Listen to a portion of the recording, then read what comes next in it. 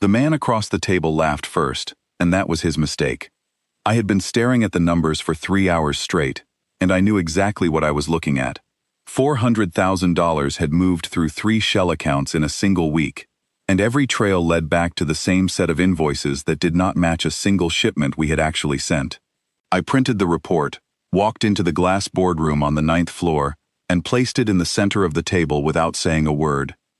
Nobody in that room expected me to find it. That was the whole problem. They looked at me and saw a woman who filed paperwork and answered phones, not someone who could read a balance sheet and see a lie hiding inside it.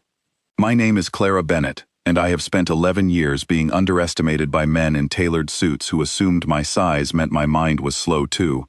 I stopped correcting them a long time ago. I just let them find out the hard way. I had gotten used to being the last person anyone expected answers from. Growing up, teachers called on the smaller, quieter girls first, certain their hands were the ones worth raising. My mother used to tell me that people would judge me before I said a single word, and the only defense I had was to make sure my work spoke louder than their assumptions ever could. I carried that advice with me through college, through my first job stapling receipts in a basement office, through every promotion I had to fight twice as hard to earn. I had learned to expect the sideways glances, the slow blink of surprise when I said something intelligent in a meeting, as if intelligence and my body could not possibly exist in the same person. Most days, I let it slide off me. That morning, standing in front of that report, I did not have the patience left to let anything slide. The room went quiet as the men flipped through the pages. Daniel Ashford, the junior executive who sat 2 seats down from the head of the table, was the first to speak. He had a smile that never reached his eyes, and a habit of looking at me like I was a mistake the company had not yet fixed. "This has to be an error," he said, tapping the report with 2 fingers like it might bite him. "Someone probably fumbled the entry. It happens when people rush." "I checked it 4 times," I said. "It is not an error." He looked around the table for support, the way men like him always do, and found it in a few uncomfortable smirks. Maybe Clara here got confused. It is a lot of numbers for one afternoon.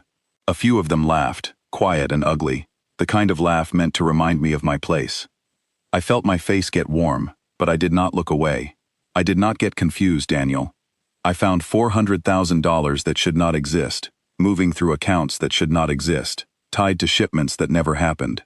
If you want to explain that away, go ahead. I will wait. "Careful," he said, his voice dropping into something meant to sound like a warning. "Big girls should learn when to stay quiet in a room full of people who actually matter." The room did not laugh that time. A few of the older men shifted in their seats, uneasy now, glancing toward the head of the table where a man had been sitting in complete silence since the meeting began. I had almost forgotten he was there. He had that effect on a room, a stillness that made you check twice to remember he existed, right up until the moment you needed him not to. His name was Vincent Moretti, and he had taken control of the company 8 months earlier, after his father stepped back from daily operations. I did not know much about him, beyond what everyone whispered in the break room. He rarely spoke in meetings. He rarely smiled. People who worked here longer than me said his silence was worse than his father's temper had ever been, because you never knew what it meant until it was too late to matter. I did not care about any of that in the moment. Daniel's comment had lit something in my chest that I was tired of swallowing. "Don't you dare talk to me like that again," I said, and my voice did not shake, even though my hands were pressed flat against the table to keep them steady. I have sat through years of comments like that one, and I am done pretending they don't matter. You can question my numbers all you want. Bring your own accountant in here and prove me wrong. But you will not talk to me like I am beneath you because of how I look. Not again. The silence that followed was different from the one before. It had weight to it. Daniel opened his mouth, maybe to apologize, maybe to dig himself deeper, but he never got the chance. Vincent Moretti smiled. It was small, barely there, the kind of smile that could mean amusement or could mean something far more dangerous, and in that room, nobody could tell which. He leaned back in his chair, folded his hands, and looked at me the way a man looks at something he did not expect to find in a place he had already decided was boring. "Everyone out," he said. His voice was calm, almost soft, but every person at that table stood up so fast, their chairs scraped against the floor. Daniel practically ran for the door, refusing to meet my eyes. Within 30 seconds, it was just the two of us, the printed report sitting between us like evidence in a trial neither of us had agreed to attend. "Sit down, Miss Bennett," Vincent said. It was not a request. I sat, mostly because my legs had started to feel unsteady the moment the anger drained out of me, and the fear of what I had just done in front of my boss's boss started creeping in. I had just yelled at a man in this company, in front of Vincent Moretti himself, and I had no idea if I still had a job. My mind ran through every possible outcome while he read. Termination seemed the most likely, perhaps a quiet transfer to a smaller office in a building nobody visited, the kind of punishment companies used when they wanted a person gone without the paperwork of an actual firing. I thought about my apartment, my rent due in 10 days, the savings account that could carry me for maybe 2 months if I was careful. None of those thoughts stopped the small, stubborn part of me that refused to regret what I had said. Whatever happened next, I had told the truth, and I had stopped pretending Daniel's comment did not sting the way it always stung.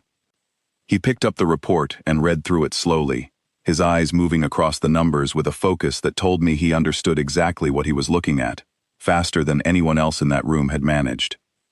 "You found this in one afternoon," he said. It was not a question. "I found the start of it in one afternoon. I would need a few more days to trace where the rest of the money went." "Why did you bring it to the board instead of your direct supervisor?" "Because my direct supervisor's signature is on 2 of those invoices." For the first time, something shifted in his expression. Not shock exactly, but interest, sharp and immediate, like a man recalculating a problem he thought he already understood. "You knew that when you walked in here." "I did."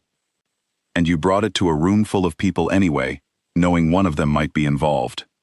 "I brought it to the room because hiding it would have made me part of it," I said. "I am not interested in being part of something like that." He set the report down and studied me for a long moment. I made myself hold his gaze, even though every instinct told me to look away, to apologize, to shrink myself down the way I had been trained to do since I was a teenager standing in dressing rooms, while sales clerks suggested I try a different section of the store. I was tired of shrinking. Whatever came next, I was not going to start folding myself smaller in front of this man. "Most people in this building are afraid of me," Vincent said finally. "You did not seem afraid of Daniel Ashford, and you are not looking particularly afraid of me right now either." "I am terrified," I admitted.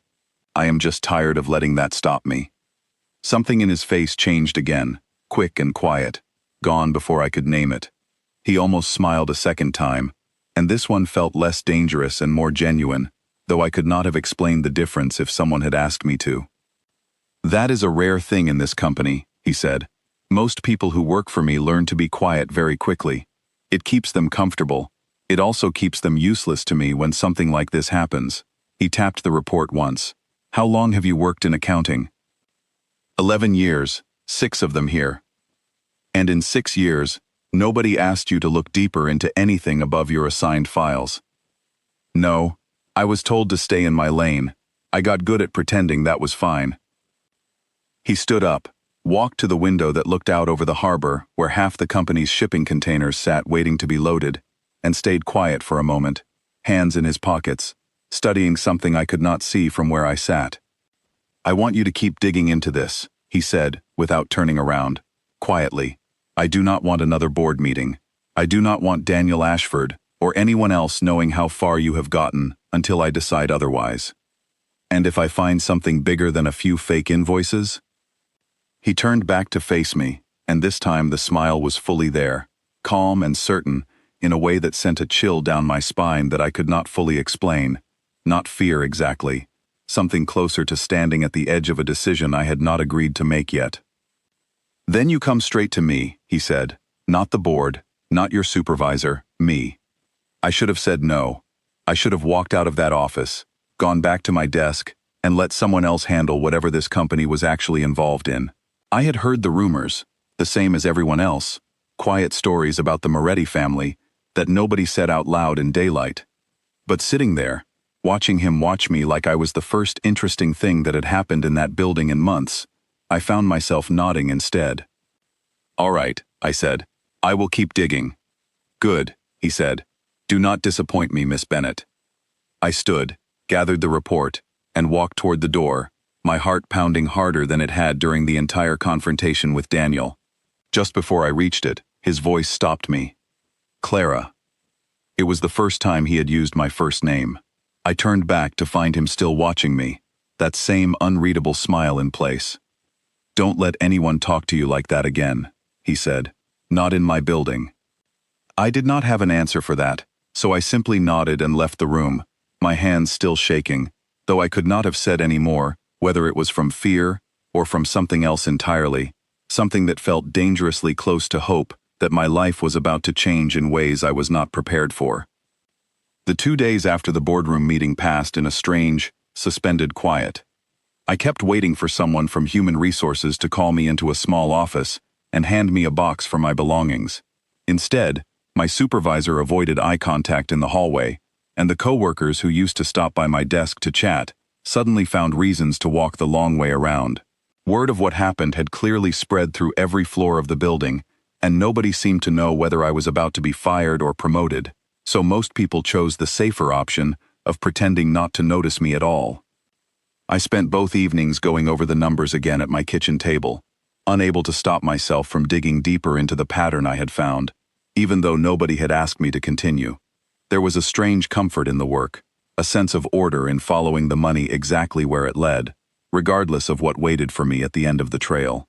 By the second night, I had already found 2 more accounts that did not belong, and I told myself I was simply being thorough, though some part of me suspected I already knew I would be asked to keep going. 2 days after the meeting, a black car was waiting outside my apartment when I stepped out for work. I almost turned around and went back inside. A man in a dark coat stood by the rear door, hands folded in front of him, watching me with the patient stillness of someone who had done this many times before and did not expect an argument. "Miss Bennett," he said, "Mr. Moretti requests your presence. He has arranged transportation for you today." "I have a car," I said. He was specific. He would like to speak with you before you reach the office. I thought about refusing. I thought about a dozen reasons to walk to the train station instead and pretend this was not happening. But curiosity has always been my weakness, the same trait that had gotten me into that boardroom with a report nobody wanted me to write. And it pulled me toward the car now the same way it had pulled me toward those fake invoices. Vincent was already inside, dressed in a charcoal suit, a tablet resting on his knee that he set aside the moment I sat down across from him. The privacy screen rose behind the driver before the car had even pulled away from the curb. "You did not sleep much," he said, studying my face in that unsettling way he had, like he was reading a ledger instead of a person. "I found something else," I said, deciding there was no point pretending otherwise. "After you told me to keep digging, I stayed late. I found 6 more accounts tied to the same pattern. Whoever set this up did not just skim from shipping invoices. They built an entire structure underneath your company's books, moving money through vendors that do not actually exist."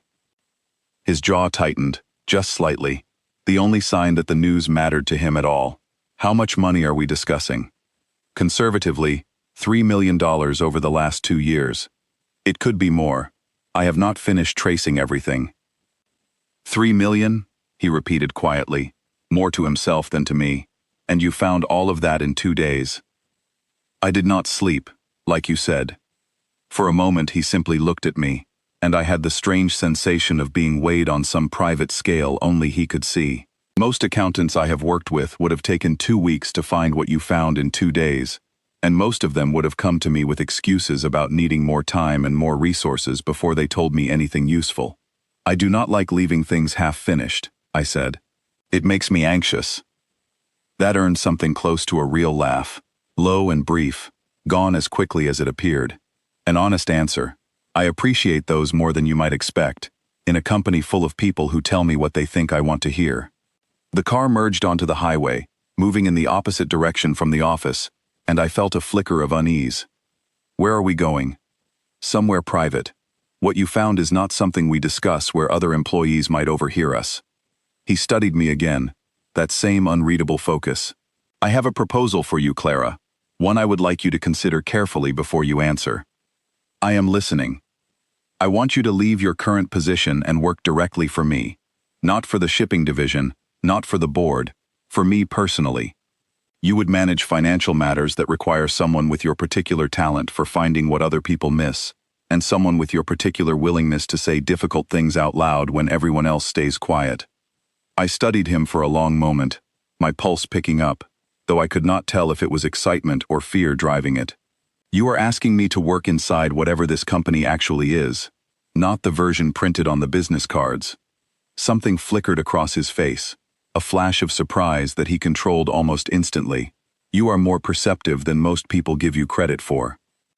I have worked here 6 years.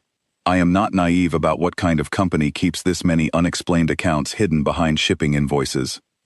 He did not deny it. He did not confirm it either. Not directly, but his silence told me everything the words would have. If you take this position, your life will change in ways you cannot undo. You will know things that most people in this city would prefer never to learn. In exchange, you will be paid more than you currently make. You will report to no one except me, and you will have protection that very few people in this company are granted. Protection from what? From people like Daniel Ashford for a start, he said, and something colder moved beneath his voice, controlled but unmistakable. He has already been removed from his position. I do not tolerate employees who speak to anyone the way he spoke to you, especially not employees who are actively involved in stealing from me. My breath caught. He was part of it, the embezzlement.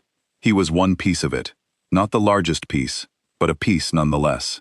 Your discovery this week accelerated a problem I already suspected existed, though I did not have proof until you handed it to me on paper. He leaned forward slightly. This is larger than one dishonest executive, Clara. Someone with far more access than Daniel Ashford built this structure, and I intend to find out who, with your help.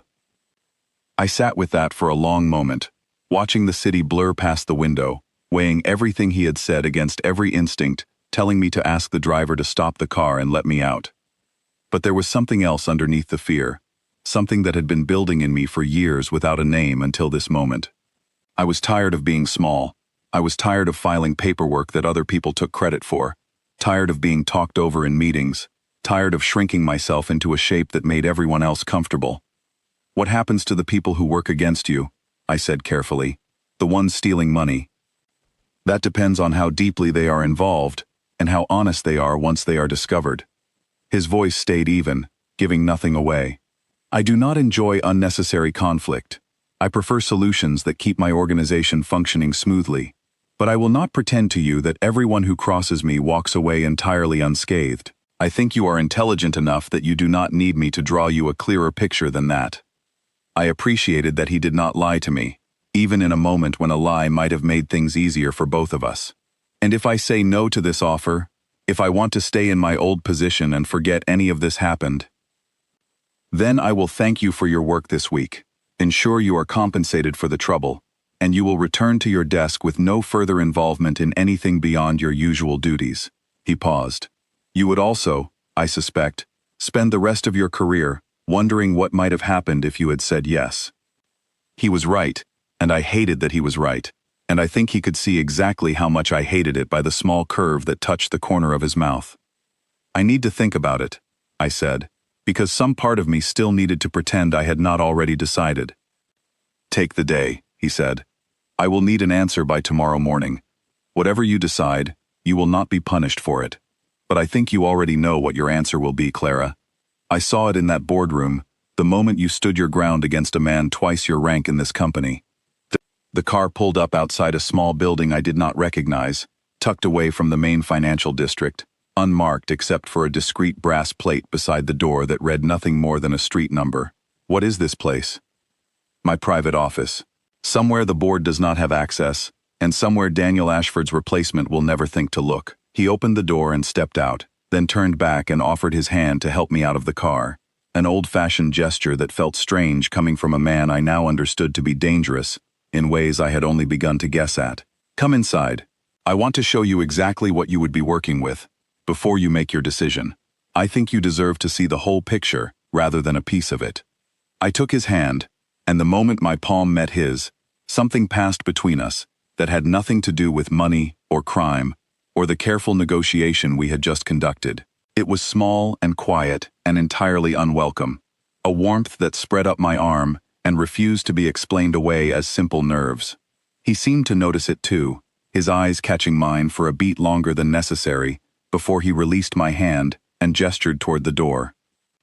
I told myself, standing on the sidewalk outside a building with no name on the door, that I was simply a careful person weighing a career decision, the same way I would weigh any other job offer. But careful people did not usually feel their pulse jump the way mine had, the moment his hand closed around my fingers. I pushed the thought aside as we walked toward the entrance, reminding myself that I had just agreed to work for a man whose company hid millions of dollars behind shipping invoices. And whatever else that meant about him, it was not a foundation for anything beyond professional caution. The office was nothing like I expected. No dark wood, no intimidating portraits, just clean lines and floor-to-ceiling windows overlooking a quiet courtyard, and along one wall, a wide table covered in documents, ledgers, and photographs connected by red string, the kind of investigation board I had only seen in movies. It represented, I realized with a slow chill, months of work Vincent had already done, trying to trace the exact problem I had stumbled onto in a single afternoon. I studied the wall for a long moment, tracing the lines of red string with my eyes, recognizing several of the account numbers from my own work, seeing how far his private investigation had already reached before I had ever walked into that boardroom. It was strange to see my own discovery reflected back at me inside a room I had not known existed an hour earlier, proof that the two of us had been circling the same problem from opposite directions, without either one realizing how close we already were to meeting in the middle. "You have been investigating this for a while," I said. 11 months, he said. I knew something was wrong. I did not have anyone with the skill to prove it, not until you walked into that boardroom with a report nobody else wanted to write. He turned to face me fully. "I need someone I can trust completely, Clara. Someone smart enough to see what is actually happening beneath the surface, and brave enough to say it out loud even when it is dangerous. I do not think I am wrong in believing that person is you." Standing in that quiet office, surrounded by evidence of a problem far larger than anything I had imagined that morning, I felt the last of my hesitation slip away. Whatever this decision cost me, I already knew I could not walk back into my old life and pretend I had never seen any of it. "All right," I said. "I am in." His smile, when it came this time, was different from anything I had seen from him before. Quieter, more certain, and dangerous in a way that had nothing to do with fear, and everything to do with the fact that some part of me had just agreed to step fully into his world, with no clear idea of where it would eventually lead me. Driving home that night in the same black car that had picked me up that morning, I watched the city lights blur past the window and tried to imagine what my life would look like a month from now, a year from now, once I had fully stepped into whatever role Vincent had planned for me. I did not have an answer. I only knew that for the first time in a long while, I was not dreading what came next. I was curious about it, and after years of shrinking myself into the safest, smallest version possible, curiosity felt like something worth following. 3 weeks into my new position, someone tried to have me fired for a crime I did not commit. Those first 3 weeks had passed faster than I expected, filled with long days learning the true shape of the company I now worked for. Vincent had not exaggerated when he warned me my life would change. I now had access to accounts and records I never would have seen in my old role, files that revealed a business far more complicated than shipping containers and warehouse inventory. I kept my questions focused on the embezzlement case, the way we had agreed, though I could not help noticing the other threads woven through those documents, threads I chose not to pull, at least not yet. Vincent seemed to appreciate that restraint. He never asked me to look away from anything directly, but he also never volunteered information beyond what the investigation required, and I understood, without either of us saying it aloud, that trust between us was still being built one careful step at a time. I found out on a Tuesday morning, when I arrived at the private office to find 2 men from internal security waiting for me, along with a folder containing a printed email that appeared to show me authorizing a wire transfer to an account in my own name. The amount was small, only $12,000, deliberately small, I would later realize, calculated to look like the kind of theft a person commits quietly, hoping nobody checks the smaller numbers. "This is not mine," I said, staring at the email, my heart pounding so hard I could feel it in my throat. "I did not send this. I have never seen this account before in my life." "The email came from your address, Miss Bennett. one of the security men said, not unkindly, but without any particular warmth either. Mr. Moretti has asked to see you immediately. I walked into Vincent's office with my hands shaking, the printed email clutched so tightly the paper had started to crease. He was standing by the window when I entered, his back to me, and for one terrible second, I thought he already believed the accusation. Vincent, I said, and it was the first time I had used his first name without permission, but I was too frightened to care about formality. I did not do this. Someone is trying to frame me. He turned around, and the expression on his face was not anger directed at me, but something colder and more controlled, an anger aimed somewhere else entirely. I know, he said simply. The relief that hit me was so sudden I had to steady myself against the edge of his desk. You know, I had spent the walk from the security office to his door rehearsing every possible defense, imagining a version of this conversation where he doubted me, where the trust we had built over 3 weeks evaporated the moment a piece of paper suggested I might not deserve it. I had been braced for suspicion, for questions, for the careful distance men in power usually placed between themselves and anyone accused of wrongdoing, even when the accusation made no sense. Finding none of that waiting for me in his office left me unsteady in a way the accusation itself had not managed. The email was sent from your account, yes, but not by you. I had my technical team examine the header information the moment it landed on my desk this morning.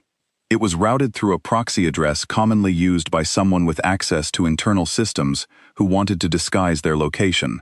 Someone with far more technical skill than a simple accountant would typically have. He walked closer, studying me with an intensity that made it hard to breathe normally. Someone wanted me to doubt you, Clara. Someone is worried about how quickly you have been closing in on the larger structure beneath the embezzlement scheme. So you believe me? I believed you before you finished the sentence, he said, and something in his voice made my chest ache in a way I did not have time to examine.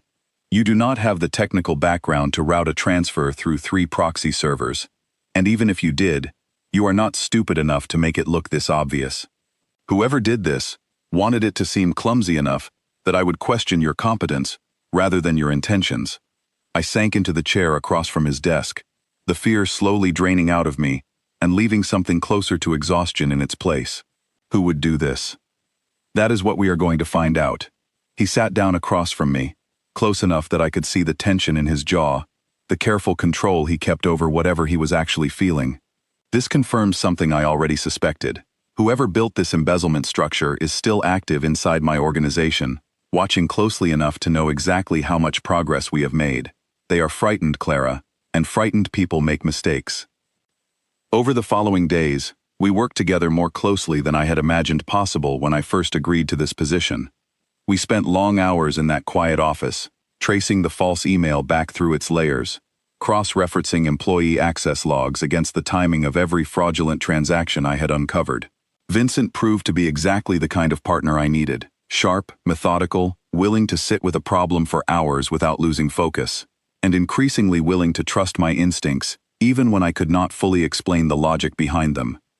You see patterns most people miss, he said one evening, close to midnight, both of us surrounded by printed spreadsheets that covered every surface of the office. I have worked with financial analysts for 15 years. None of them think the way you do. I spent a long time being told I was not good enough to matter in rooms like this one, I said, more honestly than I intended. I think I learned to notice everything, because I always assumed I would need proof before anyone would listen to me. Something shifted in his expression, quiet and unguarded, in a way I had not seen from him before. That should not have been something you needed to learn. No, I agreed. It should not have been. But I am not sure I would be as good at this work if I had not learned it anyway. He was quiet for a moment, turning a pen slowly between his fingers, an unusual stillness in a man who typically moved with purpose in everything he did. My father built this company on the assumption that loyalty could be bought and fear could be relied upon to keep people quiet. I have spent 8 months discovering how many mistakes hid underneath that assumption. Marcus Whitfield is only one of them, I suspect. I would rather build something different, something that rewards people for exactly the qualities that got you mocked in that boardroom 3 months ago. That is a nice idea, I said. I am not sure how easy it will be to build inside a company like this one. "Nothing about this company has ever been easy," he said, something almost wry in his tone. "I did not choose easy when I agreed to take my father's place. I chose it because I believed I could do better than he did, and I intend to prove that, one difficult decision at a time." We fell back into the rhythm of the work after that, the comfortable quiet of two people who had learned to move around each other without needing constant conversation to fill the space. I found myself glancing at him more often than the work strictly required, noticing small things I had missed before. The way his sleeves stayed rolled to the same precise point on his forearm no matter how late the hour grew. The way he tapped his pen twice against the desk whenever a number did not sit right with him before he had consciously identified why. He studied me for a long moment, and I felt that same warmth from the day in the car return, spreading through my chest, despite every reasonable instinct telling me this was not the moment, and he was not the man, to let myself feel anything at all. "You deserve better than what this company gave you for 6 years, Clara. I intend to make sure that changes." I did not know what to say to that, so I simply nodded and returned my attention to the spreadsheet in front of me, though I could feel his eyes on me for a beat longer than the moment required. The breakthrough came 10 days later, buried in a set of shipping manifests that did not match the fuel records for the same routes. Someone had been falsifying delivery weights, skimming a percentage of cargo value off dozens of shipments over nearly 2 years, funneling the difference through the same shell structure I had originally uncovered. It was meticulous work, careful enough that it had avoided detection for a long time, and specific enough in its execution that I began to suspect the person responsible had access to both the shipping division and the financial records, a rare combination inside the company. "There are only 4 people with that level of access," Vincent said, studying the list I had compiled. "Myself, my head of logistics, my chief financial officer, and my cousin, who oversees regional operations." "I do not think it is you," I said, and he actually laughed, short and surprised. "I appreciate the confidence." "It is not confidence, it is math. You brought me in specifically to find this. A guilty man does not hire the person most likely to expose him." "Fair point." He tapped the list. "That leaves 3 names, and I trust exactly none of them as much as I should, which tells you something about the kind of family business I inherited." "What about your cousin?" I asked, studying the name on the list. Regional operations would give him access to the shipping side, but would he have the financial knowledge to build something this layered? "Marco is many things, but subtle is not one of them," Vincent said. "If he stole from me, I would have known within a week. He spends money the moment he has it, usually somewhere loud enough that half the city notices. This required patience, restraint, someone willing to let the theft sit quietly for 2 years without drawing attention to themselves by suddenly living beyond their means. That narrows things considerably." "It does," he agreed. "Which is precisely why I have been reluctant to say the name out loud, even to you, until we have proof solid enough that there is no room left for doubt." We narrowed the list over the following days, cross-referencing travel records, meeting schedules, and financial disclosures, until a single name kept appearing at the center of every inconsistency. Marcus Whitfield, the chief financial officer, a man who had worked for Vincent's father for nearly 20 years, and had seemed, on the surface, entirely loyal to the family that had employed him for 2 decades.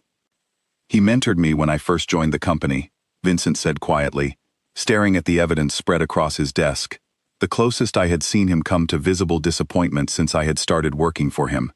"My father trusted him completely."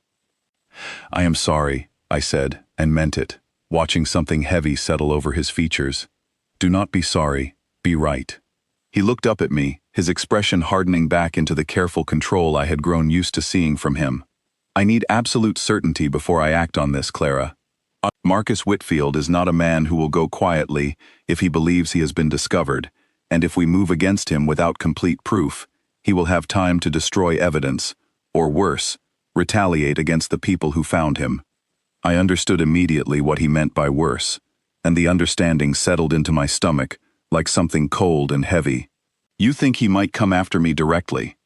I think whoever framed you with that fraudulent email already knows exactly how close you are to the truth," Vincent said, and for the first time since I had met him, I heard something in his voice that sounded almost like fear, though I suspected he would never have named it that way himself. I am not willing to let anything happen to you because of work you did on my behalf. From this point forward, you do not leave this building without protection, and you do not go anywhere near Marcus Whitfield without me present. I did not realize I needed a bodyguard for an accounting job, I said, trying to keep my voice light, though my hands had started to tremble slightly against the edge of the desk. You did not sign up for an accounting job, Vincent said quietly. You signed up for this the moment you walked into that boardroom and refused to stay quiet. I am not going to let that decision cost you something I am not willing to let it cost. The intensity in his voice caught me off guard, and for a long moment neither of us said anything, the space between us filled with something that had nothing to do with fraudulent invoices or hidden shell accounts. I found myself studying the careful lines of his face, the way his control seemed to slip slightly whenever the conversation turned toward my safety rather than his business, and I understood, with a clarity that frightened me more than any embezzlement scheme, that whatever was building between us had stopped being purely professional several days earlier, and neither of us had said a single word about it. Vincent, I said quietly, unsure exactly what I intended to say next. I know, he said, before I could find the words. I am aware of exactly what is happening here, Clara, and I am aware that it complicates everything about this situation in ways that make it more dangerous for both of us. I have spent my entire adult life keeping careful distance between myself and anyone who might be used against me. It has kept the people I care about safe. I do not know how to reconcile that with what I am feeling right now, sitting across from you. I did not have an answer for him either, not one I trusted myself to say out loud, without meaning it more than I was prepared to admit. Instead, I reached across the desk and placed my hand over his, a small gesture that felt enormous in the quiet of that office, surrounded by the evidence of a betrayal that had not yet finished playing out. Then we figure it out, I said, after we deal with Marcus Whitfield, one dangerous problem at a time. Something in his expression eased, and the smile that followed was different from every other smile I had seen from him. Softer, more honest, entirely unguarded for the space of a single breath before the careful control returned to his features. One dangerous problem at a time, he agreed. Starting tomorrow. Tonight, I think we have both earned some rest. Neither of us moved for a long moment, his hand still beneath mine, the weight of everything unspoken, settling comfortably between us, instead of pressing down the way I might have expected. Whatever came next, whatever danger Marcus Whitfield represented, I found myself certain of one thing as I finally rose to leave that office. I was no longer simply an accountant who had stumbled into something far larger than herself. I had become someone Vincent Moretti trusted with his business, his safety, and now, it seemed, with something far more fragile than either of those things. I gathered my papers slowly, aware of him watching me from across the room, neither of us in any particular hurry to end the evening, despite the late hour, and the danger still waiting for us on the other side of tomorrow. Some part of me understood that once we confronted Marcus Whitfield directly, nothing about this strange, careful arrangement between us would be able to stay the same. Whatever we had built in the quiet hours of these past weeks was about to be tested by something neither of us could fully control, and standing there gathering my things, I found myself hoping we would both come through it intact, together, rather than as two people who had simply worked well beside each other for a short while, before the danger pulled us apart. Marcus Whitfield found out we knew about him before we had the chance to move first, and that mistake nearly cost me everything. Looking back, I should have noticed the signs earlier. Marcus had grown quieter in the days leading up to that Thursday, his usual polished friendliness replaced by something more careful, more watchful. He had stopped by my desk twice that week, asking casual questions about how my transition to Vincent's private office was going, questions that seemed harmless at the time, but that I would later understand as a man testing the edges of how much I already knew. I had answered honestly enough, careful never to reveal the full extent of what Vincent and I had uncovered, but perhaps not careful enough, because something in those conversations must have confirmed his fears rather than eased them. It happened on a Thursday evening, 3 days after Vincent and I had finally pieced together enough evidence to be certain of who had built the embezzlement structure and framed me for a crime I never committed. I had stayed late at the private office, finishing a final report that would lay out the entire case in clear, undeniable detail, planning to hand it to Vincent first thing the next morning, so he could decide how to handle a man who had betrayed his family for 20 years of quiet theft. I did not hear him enter. I only noticed when the office door closed with a soft click that was somehow louder than any slam could have been, and I turned to find Marcus Whitfield standing just inside the room, his expression calm in a way that made the hair on my arms rise before he said a single word. "Working late again, Miss Bennett," he said, his voice pleasant, almost warm, the same voice I imagined he had used for 20 years to reassure Vincent's father that everything in the company remained exactly as it should be. "I admire your dedication. It is a shame it has been pointed in such an unfortunate direction." "Mr. Whitfield," I said, keeping my voice steady, even as my hand moved slowly toward the phone resting on the desk beside my report. "I did not realize you had access to this office." "I have access to most things in this company," he said, taking a slow step forward. 20 years buys a person a great deal of quiet trust. It is remarkably useful, right up until someone decides to look too closely at things that were never meant to be examined. "I know what you did," I said, deciding there was no longer any point pretending otherwise. "The shipping manifests, the fuel discrepancies, the shell accounts, I have all of it documented." "I assumed as much," he said, and something in his calm demeanor finally cracked, just slightly, revealing the fear underneath the pleasant mask he had worn since walking into the room. "You are quite good at your job, Miss Bennett. Better than I expected when Vincent first mentioned bringing in an outside accountant. I had hoped the email would discourage him from trusting you so completely, but it seems that plan failed rather spectacularly." My stomach turned cold. "That was you. The fraudulent transfer." "A small effort to protect 20 years of careful work," he said. "I am not proud of it, but I am not sorry either. I have given this family 2 decades of my life, Miss Bennett. When Vincent's father decided to retire early and hand control to his son, I found myself quietly pushed toward the edges of a business I helped build. The money I took was not theft, it was compensation I was owed and never received." "That is not how theft works," I said, my hand finally closing around the phone, though I did not dare lift it yet, unwilling to give him any reason to move faster than he already seemed prepared to. "Perhaps not," he said, "but it hardly matters now, does it? You have found everything. Vincent will act on it the moment you hand him that report, and I imagine his patience for old loyalty has limits I would rather not test." He took another step closer, and I finally understood, with a clarity that made my hands shake despite my best efforts to hide it, that he had not come to argue his case. He had come to make sure the report never reached Vincent at all. I thought about the distance between myself and the door, calculating whether I could reach it before he crossed the room, and decided the risk of trying was greater than the risk of staying still and keeping him talking. Men like Marcus Whitfield, I suspected, wanted an audience for their justifications almost as much as they wanted the problem solved. If I could keep him explaining himself long enough, there was a chance someone would notice the office lights still on this late, a chance Vincent's own habits of checking in before he left the building for the night would work in my favor. "You should leave," I said, my voice sharper than I intended, years of practice standing my ground, finally rising up, despite the fear coursing through me. "Whatever you are planning, it will only make things worse for you." "Things are already as bad as they can reasonably get, Miss Bennett," he said quietly. "I simply need that report, and your assurance that you will forget everything you have discovered over the past several weeks. I do not particularly want to hurt you. I would much prefer a quiet solution." "That is not going to happen." I do not know exactly what would have happened next, whether he intended real harm or simply hoped to frighten me into compliance, because the office door opened again before he could take another step, and Vincent walked in with 2 of his security men close behind him, his expression darker than anything I had seen from him in the weeks I had known him.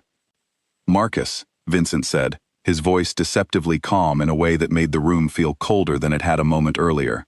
"I had hoped, for the sake of the years you spent with my father, that you would have the decency to face this like a man, rather than threatening someone who works for me." Marcus turned, and whatever calm composure he had maintained while speaking to me collapsed entirely under Vincent's gaze. "Vincent, I can explain everything, if you would simply give me a moment."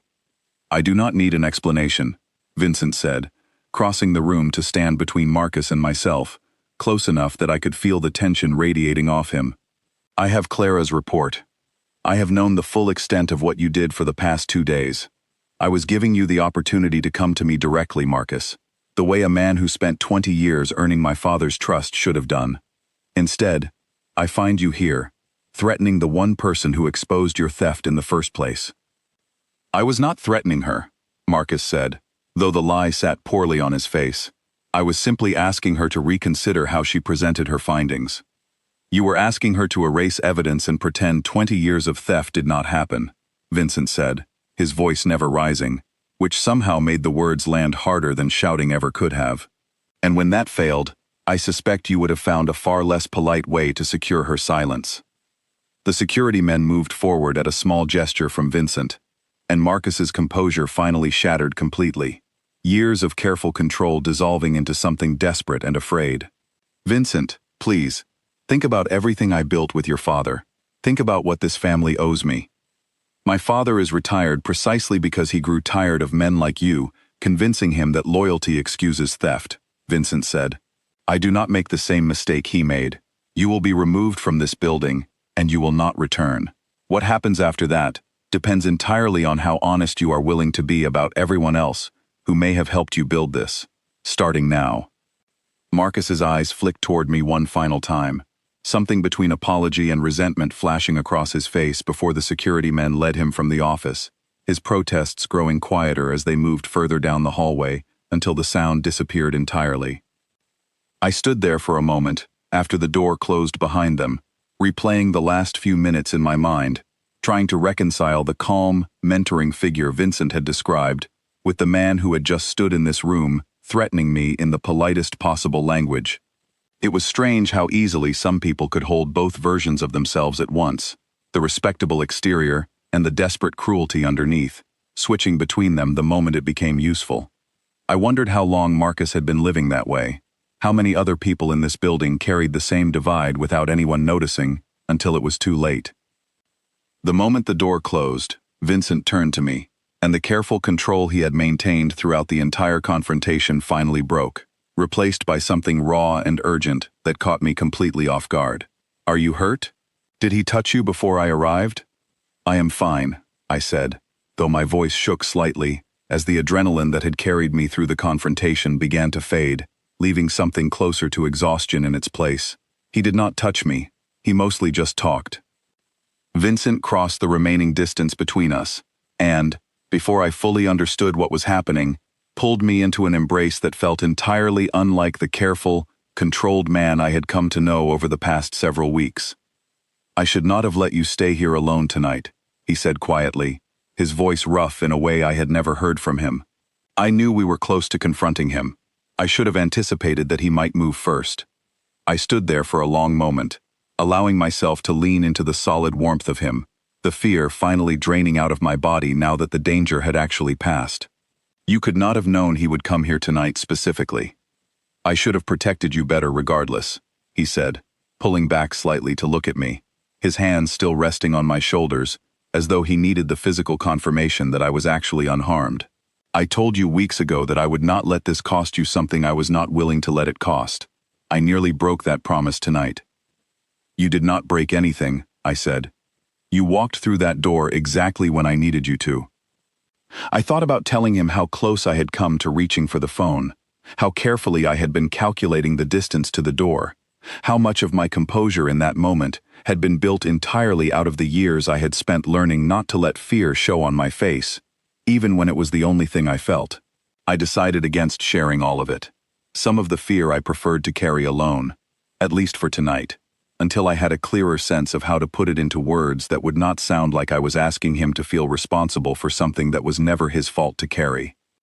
Something in his expression softened, the last of the tension leaving his shoulders, as he studied my face with an intensity that made my heart race for entirely different reasons than the fear I had felt only minutes earlier. "I think I have spent the past 3 weeks convincing myself that what I feel toward you is simply gratitude for your work, or admiration for your talent," he said quietly.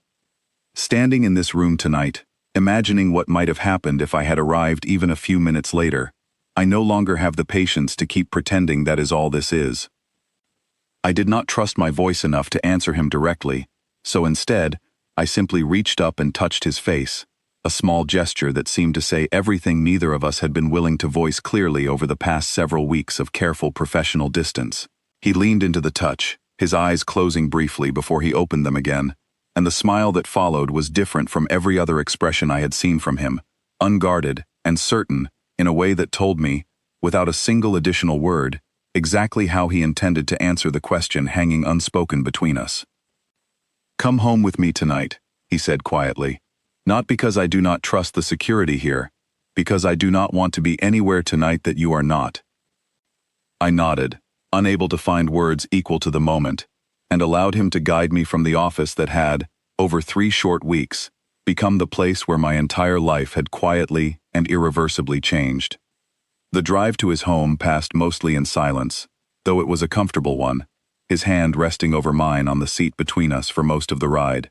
I watched the city lights slide past the window, thinking about how strange it was that fear and safety could exist so close together, one following the other, so quickly that the line between them blurred into something I no longer had the energy to examine carefully. Whatever waited for us in the following days, however Marcus Whitfield's confession might complicate the fragile trust Vincent had built inside his own company, I found myself certain of one thing as the car pulled through a gated entrance and came to a stop.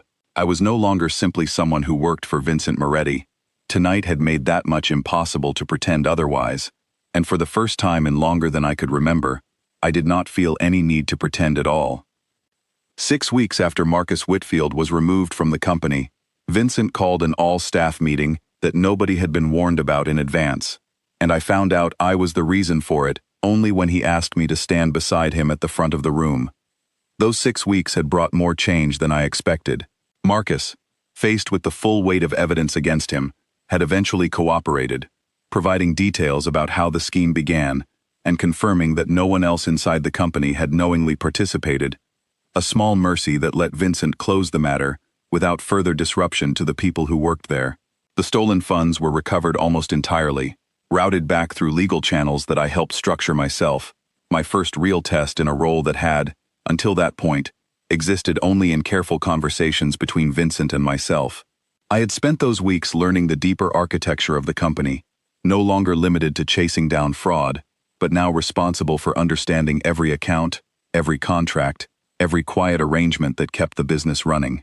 It was more responsibility than I had ever held before, and more trust than I had ever been given.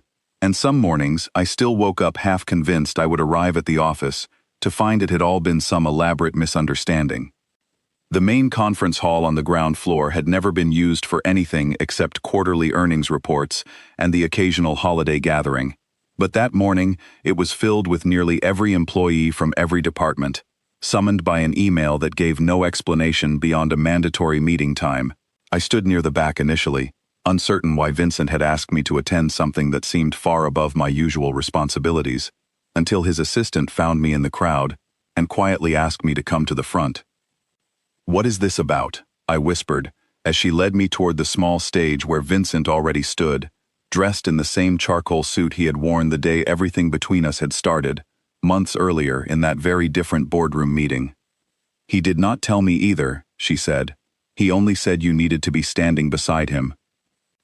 My heart started pounding as I climbed the 2 steps onto the small stage, immediately aware of the hundreds of eyes now turning in my direction, whispers rippling through the crowd, as people recognized me, and clearly wondered why the quiet accountant from the 9th floor was standing next to the man who ran the entire company. I searched the crowd and found several familiar faces from my old department, along with a few people who had laughed quietly the day Daniel Ashford mocked me in front of the entire board, all of them now watching with open curiosity, as I stood in a place none of them would have predicted for me.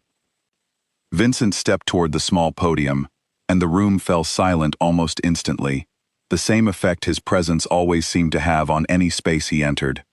"Thank you all for coming on short notice," he began, his voice carrying easily through the room without any need for amplification. "I called this meeting because I believe the people who work for this company deserve honesty about several things that have happened over the past 2 months, and because I have some announcements that affect how we operate moving forward." He paused, and I felt his eyes flick toward me briefly before returning to the crowd. Several months ago, this company discovered a significant internal theft, orchestrated over nearly 2 years by someone many of you knew and trusted. That person is no longer employed here, and the full financial damage has been recovered and secured. I will not name every detail of how that theft occurred, but I will tell you clearly that it was discovered, investigated, and resolved because of the work of one person in this room, someone many of you have worked alongside for years, without fully recognizing the value of what she brings to this company. The whispers grew louder, and I felt my face heat up as I realized, with growing certainty, exactly where this was heading.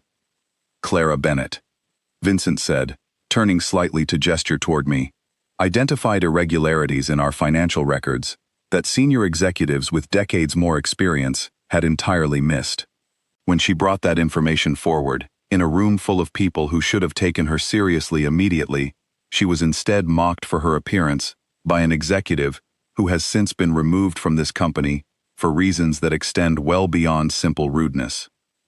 I saw a few people in the crowd exchange glances, clearly remembering the incident, some of them looking faintly ashamed at having laughed along with Daniel that day.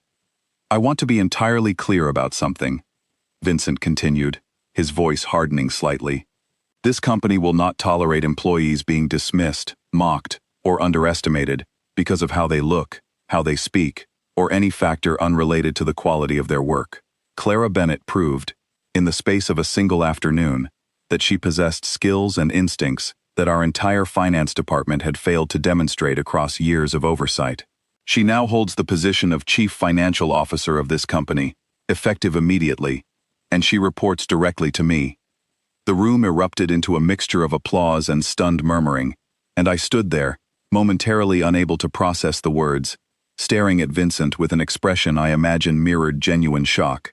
He had not mentioned any of this to me before the meeting. He had let the announcement land in front of the entire company, publicly and permanently, in a way that left absolutely no room for anyone to question it later. I scanned the crowd instinctively, searching for the reaction of people who had known me only as the quiet accountant on the 9th floor, and found a strange mixture of surprise and something closer to relief on several faces, as though a few of them had been waiting a long time for proof that hard work in this company could actually be rewarded, rather than quietly absorbed by someone else's promotion. An older woman from the records department, someone who had trained me during my first year at the company and had always treated me with more warmth than most, caught my eye from the middle of the crowd and pressed her hand briefly to her chest, her smile wide and unmistakably proud. I know this is a significant change for many of you, Vincent continued, addressing the crowd again, while his hand found mine briefly at his side, a small private gesture hidden from most of the room, but not from me. I ask that you extend Clara the same respect and cooperation you would extend to anyone in this position, and I would remind everyone in this room that talent does not always look the way we expect it to. Sometimes, it looks exactly like someone we have walked past in a hallway for years, without noticing what they were truly capable of. After the meeting ended and the crowd slowly dispersed, filing out of the conference hall in small clusters of quiet conversation, several of my old colleagues approached to offer congratulations, some of them clearly sincere, others visibly recalculating how they had treated me over the years, now that my position in the company had changed so dramatically. I accepted their words graciously, though a part of me could not help noticing how quickly respect arrived once a title was attached to it, when the same skill and dedication had gone unnoticed for years without that title beside my name.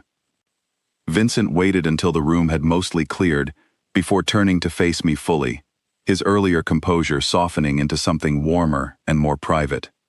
"You are angry with me," he said, correctly reading my expression. "I should have told you before the announcement." "You should have," I agreed, though the anger I felt was already fading into something closer to overwhelmed disbelief. "Chief Financial Officer, Vincent, that is not a small promotion. That is not something you simply announce without warning." "I considered warning you," he said. "I decided against it, because I suspected you would try to talk yourself out of accepting it, the same way you have spent years talking yourself into believing you deserved less than you actually do. I did not want to give you the opportunity to argue with me privately. I wanted the entire company to hear it publicly, so that no one, including you, could ever suggest you did not earn every part of that position. I felt something in my chest tighten, a mixture of gratitude and disbelief that took a long moment to settle into something I could name clearly. That is either the most thoughtful thing anyone has ever done for me, or the most manipulative. Perhaps both, he said, and the smile that followed was entirely unguarded, warmer than anything I had seen from him during our earliest weeks together. I have never claimed to separate those two qualities particularly well, Clara. It is part of why I am reasonably good at running a company like this one. We walked together toward his office, the hallway quieter now that the meeting had ended, and I found myself thinking back to that first day, standing in a boardroom being mocked by a man who no longer worked here, uncertain whether I would still have a job by the end of the afternoon. The distance between that moment and this one felt impossible to measure, and yet here I was, walking beside a man who had rebuilt an entire portion of his company around the belief that I deserved far more than I had ever been given. We passed Vincent's assistant on the way, who offered a knowing smile that suggested she understood far more about what was coming than I did, and I filed that observation away for later, wondering exactly how many people had been let in on whatever Vincent still had planned for the afternoon. "I have something else to discuss with you," Vincent said once we reached the privacy of his office, closing the door behind us with a quiet click that suddenly felt significant in a way it had not during any of our earlier meetings. Something unrelated to the company, though I suspect the timing of today made it feel appropriate to address both matters at once. "You are making me nervous," I said, only half joking. He reached into his jacket pocket and withdrew a small velvet box, and my breath caught entirely before he had even opened it, my mind racing ahead of whatever words he intended to say next. "I am not a conventional man, Clara," he said, opening the box to reveal a simple, elegant ring that caught the afternoon light streaming through the office windows. "I did not expect, when you walked into that boardroom months ago and refused to let anyone speak to you the way Daniel Ashford did, that I would end up standing here today, asking you to consider spending the rest of your life beside me. But I have spent every day since that meeting more certain of exactly this outcome, and I am not a man who enjoys waiting once I know what I want." "Vincent," I said, my voice barely above a whisper, overwhelmed by the speed and certainty of everything happening around me, and yet entirely unable to find a single reason to hesitate. "You do not need to answer immediately," he said, though the steadiness in his voice suggested he already suspected what my answer would be. "I only wanted you to know exactly how serious I am, and how completely I intend to make sure you never again feel the need to shrink yourself smaller for anyone's comfort, including my own." I looked at him for a long moment, thinking of everything that had led to this exact point: the boardroom, the fraudulent email, Marcus Whitfield standing in this very office with intentions I still did not fully want to examine too closely, and every quiet moment in between where two people who had no reasonable business falling for each other had done exactly that anyway. "Yes," I said, before he could offer me any further reassurance or explanation. "The answer is yes, Vincent. It has probably been yes for longer than either of us has been willing to admit out loud." The smile that spread across his face was unlike anything I had seen from him before, unguarded, and entirely without the careful control he wore, like armor in every other part of his life. And when he slid the ring onto my finger and pulled me into an embrace that felt like the beginning of an entirely different chapter of my life, I found myself thinking of that terrified, furious woman who had stood in a boardroom months earlier, refusing to let anyone speak to her like she did not matter. She had been right to refuse. She had been right to stand her ground, right to demand the respect she deserved, even when every voice in that room suggested she should simply stay quiet and small. I was standing in this office now, engaged to the most powerful man in this company, holding the highest financial position within it, because I had refused to accept being anything less than exactly who I was. Outside the office windows, the city continued moving the way it always did, indifferent to the enormous shift that had just occurred within these walls. But inside, wrapped in Vincent's arms, wearing a ring that represented far more than a simple engagement, I understood with complete certainty that I would never again allow anyone, in this company or anywhere else in my life, to convince me that I deserved to be smaller than I actually was. I had spent years being underestimated, mocked, and dismissed by people who could not see past the surface of who I appeared to be. Vincent Moretti had seen something different in me From the very first moment I stood my ground against a man who thought his rank gave him the right to speak to me, however he pleased. He had built an entire portion of his trust, his company, and eventually his heart, around the belief that I was worth far more than the world had ever bothered to tell me. Standing there in his office, engaged, respected, and finally, completely certain of my own worth, I found myself grateful, in a strange and complicated way, for every moment of doubt and dismissal that had led me to this exact point. It had taken years of being told I did not matter for me to finally understand, standing in that boardroom months earlier, that I had never actually believed it. Not fully, not underneath the exhaustion of pretending otherwise. Later that evening, after the office had emptied, and the two of us sat together on the small balcony outside his apartment, watching the lights of the harbor flicker against the darkening water, Vincent turned to me with a quiet, thoughtful expression that felt different from anything I had seen from him during the intensity of the past several months. "Do you ever think about that first day," he asked, "and wonder what would have happened if you had stayed quiet, instead of saying what you said?" I considered the question seriously, turning it over in my mind, the way I turned over every difficult problem, searching for the honest answer, rather than the easy one. "I think about it sometimes," I admitted, "but I do not think I could have stayed quiet, even if I tried. I had spent too many years swallowing comments like that one. Something in me had simply run out of room to keep swallowing." "I am glad it ran out of room that particular day," he said, reaching for my hand across the small table between us. "I do not know how long it would have taken me to find you otherwise, buried in a department nobody thought to examine closely." "You would have found the theft eventually," I said. "You are thorough. It might have taken longer, but you would have gotten there." "Perhaps," he said, "but I would not have found you in the process, and I think, looking back now, that discovery mattered to me more than the money ever did." I leaned into him, watching the last light fade over the water, thinking of every version of myself that had existed before that boardroom, every quiet moment of doubt I had swallowed down over the years, while telling myself it did not matter, that I did not need anyone's approval to know my own worth. It had taken a long time to believe that fully. Sitting there, beside a man who had rebuilt so much of his life around the belief that I deserved every bit of respect the world had been slow to offer me, I finally understood, without any lingering doubt, that I had been worth it all along. I mattered. I had always mattered. It had simply taken the right person, and the right moment, for the entire world around me to finally agree.